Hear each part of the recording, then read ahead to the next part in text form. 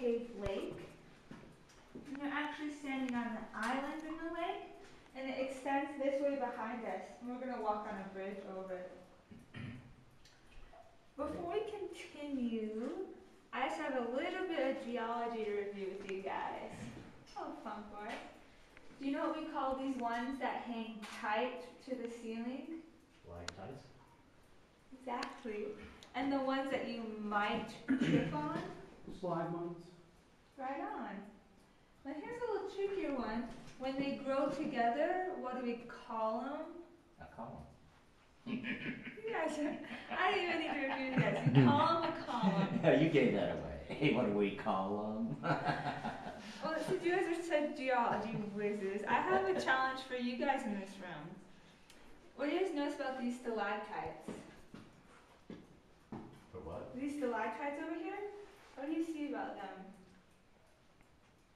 All these along here. Can you tell how they've been broken? Oh, yeah. And how do you think that might have happened? Humans. It's usually our first guess to think it was other people. But here's a couple more facts that may give you a different story. You can see places where they're starting to grow back. They're about 400 years old, that new growth. And the records of the people who first found the cave say that the tips of them were already on the ground when they found it. So we actually don't think it was people. Do you guys have any other guesses? God does. You think they tell the truth? You guys notice how they're growing in a straight line like this?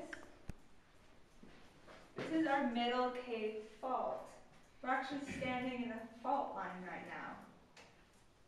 And we think that it was probably an earthquake over 400 years ago that broke these stalactites. So even before people were here, probably. Do you guys have any questions about this? Yeah.